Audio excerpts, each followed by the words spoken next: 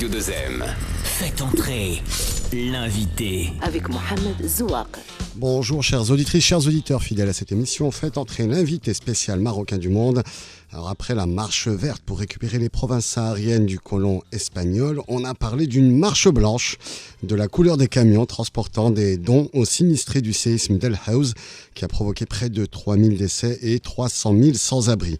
Alors comme en 2004, après le terrible séisme d'Al Hoceima, la société civile marocaine s'est mobilisée aux quatre coins du royaume pour apporter une aide d'urgence aux villages du Haut-Atlas et soutenir leurs compatriotes qui, en une fraction de seconde, ont tout perdu. Mais ce formidable élan de solidarité ne s'est pas limité à l'intérieur des frontières du royaume. Les Marocains résidant à l'étranger, comme en 2004, après le séisme d'Al Hoceima, les Marocains résidant à l'étranger et leurs associations ont répondu à l'urgence. Dons financiers, matériel de première nécessité, personnel médical, mobilisation des élus et associations dans leur pays de résidence, etc., etc. Bref, en à peine 48 heures, des initiatives par milliers étaient lancées. Cette société civile de la diaspora a une longue et riche histoire avec le pays d'origine. Alors du présent dramatique, nous allons replonger dans un passé foisonnant et pour mieux appréhender bien sûr l'avenir de ce tissu associatif en constante évolution.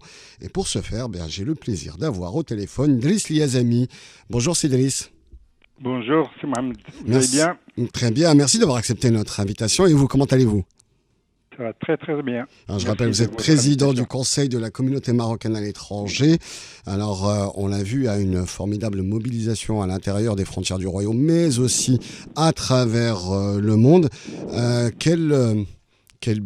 je ne sais pas si on peut parler déjà d'un bilan, mais en tout cas, quel constat, quelles sont vos impressions suite à cet élan de mobilisation des associations de la diaspora en faveur des sinistrés du séisme d'El Haouz ? Écoutez, ce n'était pas une surprise, mais il y avait un sentiment de fierté en voyant toutes ces actions de mobilisation qui ont été immédiates, universelles. Vous l'avez rappelé, c'est tous les pays du monde où habite maintenant la communauté marocaine ont été mobilisés. Toutes couches sociales, les anonymes comme les célébrités, avec aussi, me semble-t-il, des modalités un peu inédites de solidarité, comme par exemple du crowdfunding, ou par exemple, vous l'avez souligné, à mon avis, la première fois où les élus d'ascendance marocaine ont été mobilisés et visibles. Je crois qu'ils étaient déjà là, peut-être déjà en 2004, mais là, on a eu une visibilité des élus, les communautés marocaines se sont adressées à leur municipalité et qui ont ouvert leurs portes. Et là, je crois qu'on a quelques éléments disons, prometteur pour l'avenir. Oui, une transformation de cette place des Marocains résidents étrangers, des binationaux, beaucoup sont binationaux, en mobilisant les municipalités, les régions, les élus. On a vu d'ailleurs aux Pays-Bas, beaucoup de municipalités, même parfois des petites municipalités qui ont mobilisé 1 euro par habitant pour faire un don financier aux sinistrés d'El Haouz. Là, on voit aussi qu'il y a une sorte d'ancrage dans la vie de la cité, une place différente, c'est-à-dire que ce ne sont pas seulement des associations de la diaspora, et on reviendra sur l'histoire de ces associations, cette histoire riche et foisonnante, mais des citoyens binationaux qui mobilisent leurs élus, qui sont parfois eux-mêmes élus, et qui s'impliquent dans la vie de la cité au point où, quand il y a un drame de cette ampleur, avec un écho international, eh bien très vite, la municipalité, la région, l'État tout entier de leur pays de résidence eh bien, se mobilise. Là aussi, vous avez constaté cette transformation au fil des années, notamment par le biais des études ou des séminaires que vous avez organisés au sein du CCM. Écoutez, moi je crois que c'est un des éléments essentiels aujourd'hui, c'est que d'un côté, dans le débat qu'il y a en Europe sur la migration et les étrangers de manière générale, ou les personnes d'ascendance étrangère, et on voit là un gisement de citoyenneté à l'œuvre. Un gisement prometteur, et il me semble que les élites politiques des pays de résidence devraient s'emparer de ce potentiel. De l'autre côté, il y a d'évidence un potentiel. Il faut inscrire, me semble-t-il, cet élan de générosité, d'humanisme auquel on a assisté. Il faut l'inscrire dans la durée.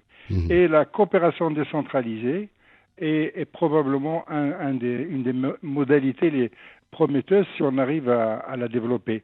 Il y a un processus de régionalisation, de déconcentration à l'œuvre au Maroc, et de l'autre côté, il y a des municipalités, des collectivités territoriales en Europe qui sont, comme vous le dites, maintenant engagées dans l'action avec le Maroc.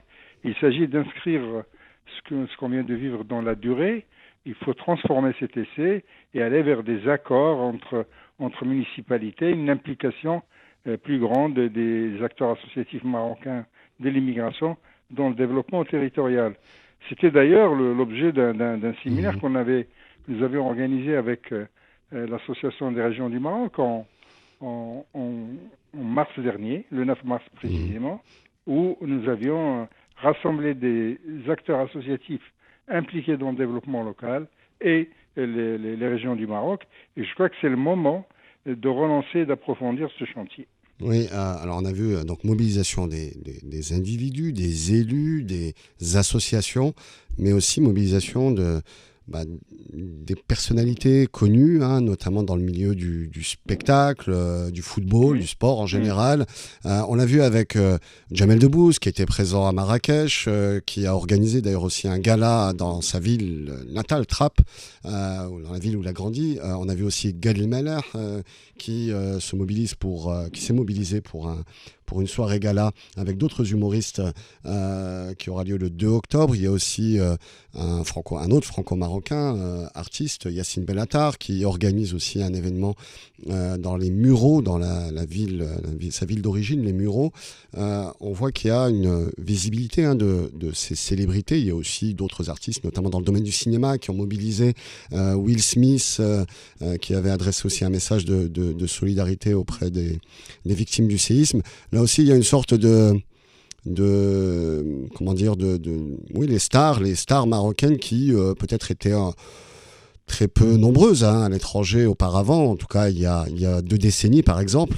Aujourd'hui, il y a une véritable densité au niveau de cette présence dans le milieu du showbiz, du sport, avec des gens qui sont très connus, donc qui ont un accès aux médias plus facile. Ça aussi, c'est une transformation que vous avez identifiée au sein du CCME, Driss Yazami. Écoutez, on le voit, on l'a vu dans les médias, comme vous dites, et notamment par des tribunes libres. Oui. Rachid Benzine, Yassine Bellatar, et Youssef Amin Alami, mais qui est au Maroc, et d'autres se sont exprimés par des tribunes libres dans la presse européenne. Je crois que ce qui est à l'œuvre, c'est en même temps fondamentalement un enracinement de la communauté marocaine dans les pays de résidence. Deuxièmement, cet enracinement amène aussi à une diversification des profils. Ça va du cadre aux fonctionnaires et à la vedette, à la star du showbiz que vous rappelez. Donc il y a une diversification des profils. Moi, je reviens d'un voyage en Allemagne et en Belgique où il y avait dans les deux pays des manifestations de commémoration des accords de main-d'œuvre de l'année 1964, et on voit bien qu'il y a une véritable diversité aujourd'hui, et des profils des individus et des acteurs associatifs. À Berlin, il y a 3 jours, durant un séminaire d'une journée de travail, ce qui m'a vraiment le plus frappé, c'était la diversité des associations qui étaient rassemblées, allant de la mosquée qui gère un lieu de culte à une association féminine qui travaille sur l'insertion des femmes marocaines de l'immigration en Allemagne, à des associations de cadres et de techniciens. Donc on a cette diversification et des profils des individus et des acteurs associatifs. Oui, d'ailleurs, on l'a vu il y a 2 semaines, on avait fait une émission avec des associatifs et des élus marocains en Belgique et en France, avec notamment des médecins, une association de médecins qui s'est mobilisée pour aider les victimes avec une caravane médicale. Donc on voit effectivement une diversification assez poussée. Alors justement, si on rembobine la cassette, j'allais dire, de cette immigration marocaine à l'étranger, elle était beaucoup moins diversifiée, était beaucoup plus monolithique. Il y a de cela quelques décennies, dans les années 50, 60, 70. C'était principalement alors on les appelait les amicales d'ailleurs, beaucoup d'associations d'une certaine d'un certain format, d'une certaine typologie. C'était plutôt des associations d'ouvriers, beaucoup d'ouvriers, de mineurs en Belgique et dans le nord de la France, par exemple. Donc il y avait une sorte de... peut-être quelque chose d'assez... un modèle assez monolithique de ces associations. Quelle a été cette évolution? C'est-à-dire d'où on est parti, quelles étaient aussi peut-être leur philosophie d'une certaine manière. Comment se pensaient-elles ces associations, comment se pensaient-elles, ou cette communauté, comment se pensait-elle dans son rapport à la fois au pays de résidence, au pays d'accueil, mais aussi au pays d'origine, puisque pour la plupart ils étaient seulement marocains, ils n'avaient pas encore la binationalité, plutôt de classe populaire, puisqu'ils étaient plutôt ouvriers. Comment avez-vous suivi cette évolution de ces amis? Écoutez, moi, ce qui me frappe, c'est il y a des évolutions, on en parlera, mais en même temps une sorte de permanence dans la solidarité. Je crois qu'il faut rappeler aux auditeurs que c'est en fait la solidarité avec le groupe d'origine qui est, disons, un des ressorts de l'immigration. Oui. Il y a trois principaux ressorts pour immigrer, pour partir, surtout lorsqu'on est d'extraction populaire. C'est bien évidemment la volonté d'avoir une vie digne pour soi et pour sa famille, mais aussi pour son groupe d'origine. Je veux dire, c'est pour la tribu, le groupe. Et donc, cette solidarité persiste de manière permanente.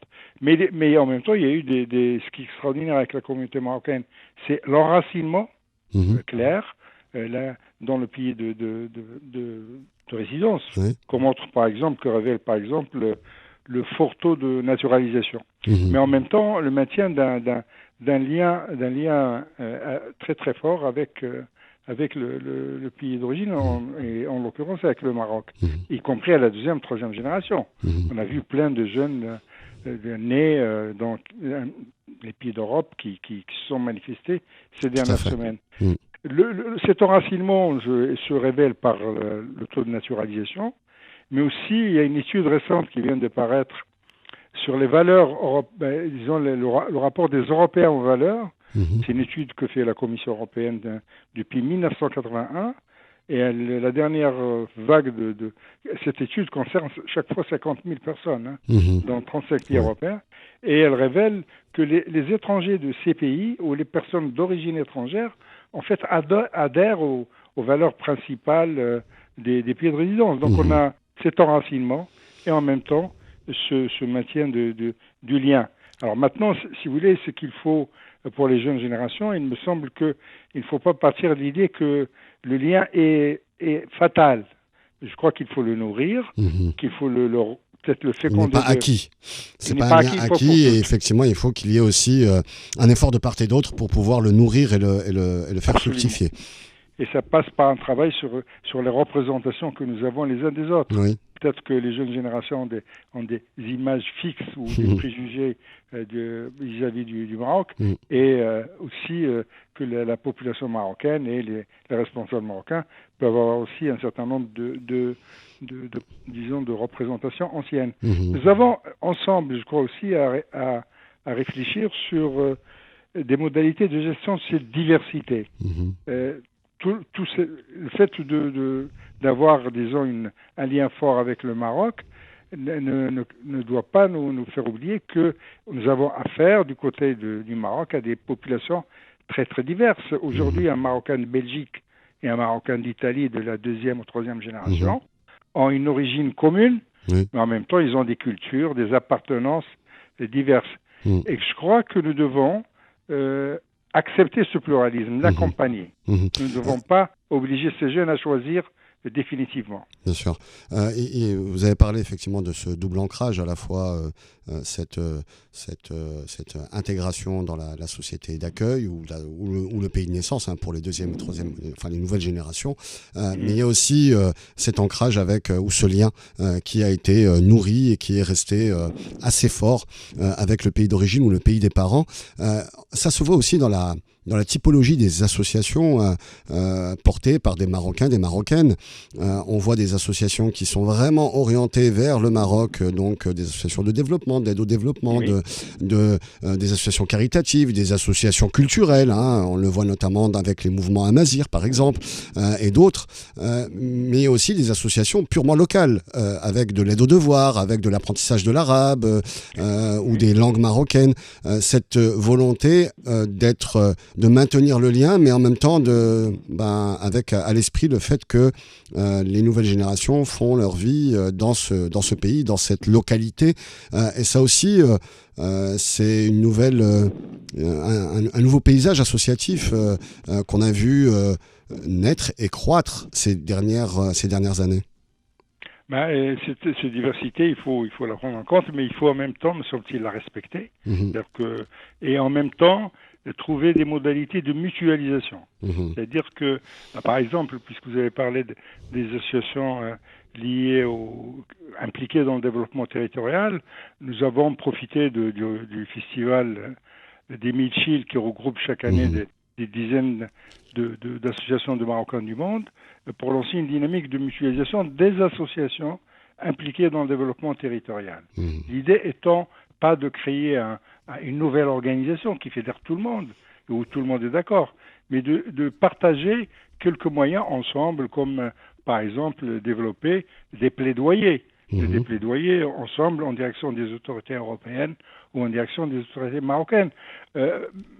Faire naître des interlocuteurs des pouvoirs publics, faire de la formation mutuelle, par exemple, ou des échanges de bonnes pratiques. Donc il faut qu'on trouve, il faut respecter le rythme et la nature de l'action de chaque association, mais en même temps, il faut trouver des moyens de mutualisation de l'action. Un exemple, moi, qui m'a frappé, que je pense bienvenu, c'est par exemple la plateforme que Molengeek, le mouvement en Belgique, à Bruxelles, a lancé, qui me permet une visibilité des actions de solidarité. Donc il faut qu'on trouve diversité et mutualisation. Et en même temps, renforcement, parce que si on avait des plateformes associatives nombreuses, j'imagine que le mouvement de solidarité aurait été plus disons, centralisé, plus efficace peut-être. Et aussi, l'inscription dans la longue durée demande des représentations qui peuvent être les interlocuteurs de l'Association des régions du Maroc ou de la future agence qui va s'occuper de la reconstruction du Grand Atlas. Donc il faut qu'on renforce, disons, pas tout le monde. Je veux dire, moi je n'imagine pas que tout le monde soit d'accord sur tout, mais il faut trouver créer des clusters, créer des clusters pour regrouper ceux qui veulent travailler ensemble. Absolument. Et l'autre défi, si vous permettez, c'est que, bien évidemment, il y a les gens qui sont organisés dans les associations, mais ce qu'on constate aussi, c'est qu'il y a aujourd'hui des milliers et des milliers de talents marocains qui sont des individus et qui mènent leur vie tranquillement, mais qui ont envie de participer d'une manière ou d'une autre. Et donc, on le voit, par exemple, avec les écrivains et les créateurs. Ils ne sont pas dans une association, dans une fédération. Et donc, il faut qu'on trouve des modalités, là aussi, pour répondre aux propositions, suggestions de ces individus et les intégrer dans cette grande dynamique. Et je crois que c'est un de nos défis ici, du côté marocain. Vos propos font écho à la célèbre maxime, seul on va plus vite, mais à plusieurs on va plus loin. Et effectivement, c'est une coordination et une mutualisation des moyens permettrait très probablement d'agir, enfin d'avoir un impact beaucoup plus important. J'aimerais revenir toujours dans l'histoire. J'aimerais revenir aussi à une spécificité peut-être du tissu associatif marocain, notamment dans les années 60-70. C'est à la fois la forte politisation, alors peut-être que c'était aussi l'ère du temps, c'était l'époque, la forte politisation, et puis une sorte de schisme entre ce qu'on appelait avant les amicales et d'autres associations qui étaient très politisées.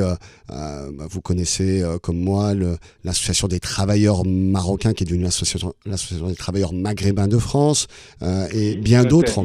Voilà, la TMF et bien d'autres encore dans d'autres pays qui aussi avaient à la fois été dans dans une logique de développement, de lien avec le Maroc, mais avec un message politique.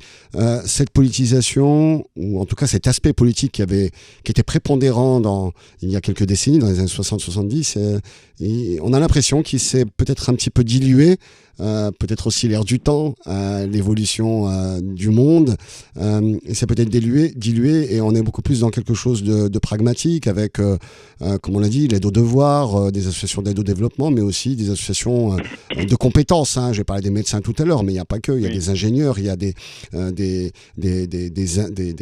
personnels enseignants, etc., qui se structurent et qui veulent avoir une relation nouvelle, ou qui veulent recréer une nouvelle forme de collaboration avec la région d'origine, avec les villages d'origine, les villes d'origine au Maroc.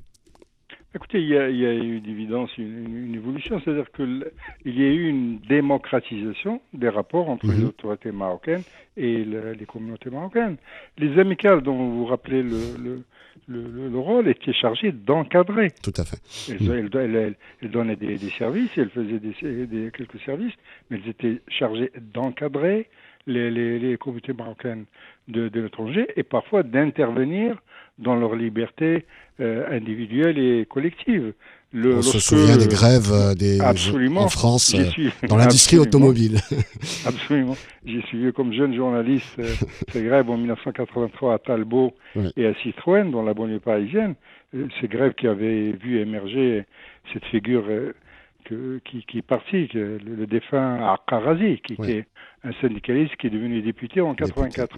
Donc, ces amicales, il faut rappeler aux jeunes générations que l'instance équité et réconciliation a critiqué leur travail et elle a prouvé qu'elles avaient agi parfois à l'encontre des droits des Marocains du monde, contrairement à leur discours de servir ces Marocains, et que l'IUR avait demandé la démocratisation des rapports entre autorités publiques et associations de l'immigration, ce qui s'est réalisé effectivement. Et la création du Conseil de la communauté marocaine étrangère est un des résultats de cette démocratisation, puisque c'était une recommandation de l'instance équité et réconciliation. Et donc, nous sommes dans ce processus de démocratisation et de diversification en même temps, comme vous le soulignez, des profils des Marocains du monde, d'où ce nouveau paysage associatif qui est en même temps où les associations religieuses sont aussi très nombreuses. Aussi, effectivement, on n'en a pas parlé, oui. Et moi, ce qui m'a frappé, par exemple, lors de ce dernier voyage en Allemagne, à Berlin, c'était la présence durant cette journée d'études, ce qui est assez rare, faut-il le souligner, d'associations religieuses et d'associations qui ne sont pas religieuses, qu'on pourrait appeler laïques, c'est-à-dire qui s'occupent de la scolarisation ou de la défense des droits, etc. Et donc, à mon avis, là aussi, il y a peut-être quelque chose à réfléchir, c'est comment trouver des plateformes qui uniraient, dans des espaces de réflexion, les associations dites religieuses et les autres. Donc oui, une question, alors si on se projette dans le présent et dans l'avenir, l'avenir proche, ce besoin de structuration, de canaliser un petit peu les énergies pour avoir un impact beaucoup plus fort, que ce soit dans des drames comme on l'a connu le 8 septembre avec le séisme d'El Haouz, mais aussi dans des chantiers, on va dire, beaucoup plus structurels, comme le développement territorial, comme l'aide aux personnes, aux populations enclavées, etc. Il y a aussi la technologie, vous avez parlé de Molengeek, la technologie qui peut être un instrument, mais il y a aussi, en tout cas c'est le rôle de l'État, ce côté grand architecte.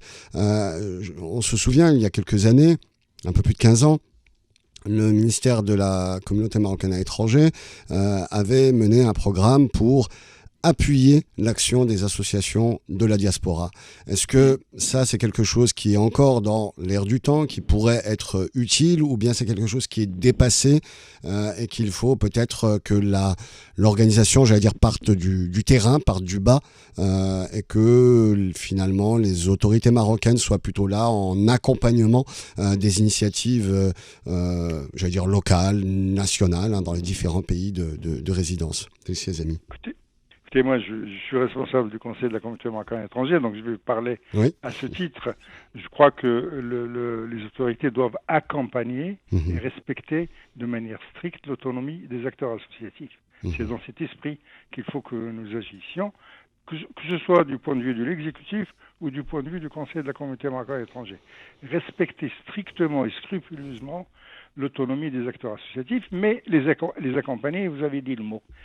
Par exemple, très concrètement, nous accompagnons comme CCME depuis Émile Schill cette dynamique associative, mais comme vraiment en la facilitant. Par exemple, en prenant en charge quelques dépenses, en disant notre mot lorsqu'il faut le dire, sur le fond, mais en restant, disons, à côté et pas dedans.